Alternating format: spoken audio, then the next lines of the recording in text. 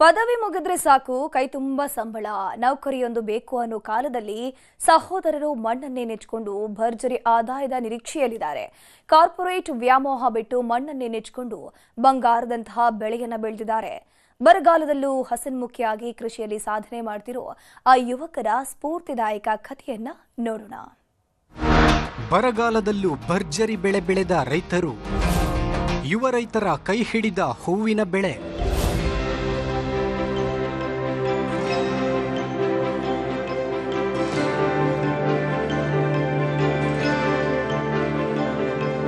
ಚಿಕ್ಕಬಳ್ಳಾಪುರ ಜಿಲ್ಲೆಯಲ್ಲಿ ಒಂದೆಡೆ ಮಳೆ ಇಲ್ಲದೆ ಕಂಗಾಲಾದ ಭೂಮಿ, ಮತ್ತೊಂದೆಡೆ ನೀರಿನ ಅಭಾವದಿಂದ ಒಣಗುತ್ತಿರುವ ತೋಟಗಳು.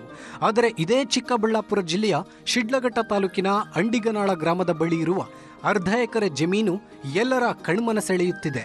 ಬಿಕಾಂ ಪದವಿ ಪಡೆದಿರುವ ಶಿಡ್ಲಘಟ್ಟದ ಮನೋಜ್, ಪ್ರವೀಣ್ ಎಂಬ ಸಹೋದರರು ಆಧುನಿಕ ತಂತ್ರಜ್ಞಾನ ಬಳಸಿ ಶ್ರದ್ಧೆಯಿಂದ ಬರಡಾದ ಮಣ್ಣಿನಲ್ಲೂ ಸೇವಂತಿಗೆ ಹೂವು ಬೆಳೆದು ಸೈ ಎನಿಸಿಕೊಂಡಿದ್ದಾರೆ.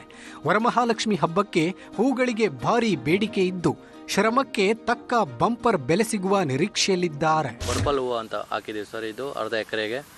ವಿಶೇಷ ಅಂದರೆ ಇವಾಗ 90 ಡೇಸ್ಗೆ ಬರುತ್ತೆ ಕ್ರಾಪ್. ಇದು ಲೈಟಿಂಗ್ಸ್ ಬಿಟ್ಟು ಮತ್ತು ಕ್ವಾಲಿಟಿ ಮತ್ತು ಗಿಡ ಎಕ್ಸ್ಪ್ಲೋ ಆಗೋದು, ಶೈನಿಂಗ್ ಬರೋದು, ಕ್ವಾಲಿಟಿ ಚೆನ್ನಾಗಿ ಕೊಡುತ್ತೆ ಸರ್.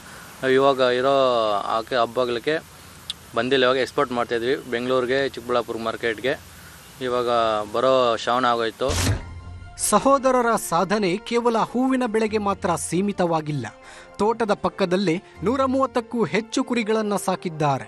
ಸರಿಯಾದ ಯೋಜನೆ ಇದ್ದರೆ ವ್ಯವಸಾಯದಲ್ಲೂ ಲಕ್ಷ ಗಳಿಸಬಹುದು ಎಂಬುದನ್ನು ಇವರು ಪ್ರತ್ಯಕ್ಷವಾಗಿ ನಿರೂಪಿಸಿದ್ದಾರೆ. ಕುರಿ ಫಾರಂ ಮಾಡಿ ಒಂದು 8 ತಿಂಗಳಾಯಿತು. 8 ತಿಂಗಳಾಗಿ ನಾವು ಒಂದು 3-4 ಬ್ಯಾಚು ಸೇಲಿಂಗ್ ಮಾಡಿದ್ದೀವಿ. ಫಸ್ಟ್ ಬ್ಯಾಚು 100 ತಂದಿದ್ವಿ, ಮತ್ತೆ 150 ಆಯಿತು. ಮೊನ್ನೆ 150 ಸೇಲಿಂಗ್ ಮಾಡಿದ್ದೀವಿ. ನಿರುದ್ಯೋಗದ ಸಮಸ್ಯೆ ಎಂದು ಸರ್ಕಾರದತ್ತ ಬೊಟ್ಟು ಮಾಡಿ ತೋರುವ ಮಧ್ಯೆ ಮನೋಜ್ ಹಾಗೂ ಪ್ರವೀಣ್ ನಿಜವಾಗಿಯೂ ಯುವ ಸಮೂಹಕ್ಕೆ ಮಾದರಿಯಾಗಿದ್ದಾರೆ.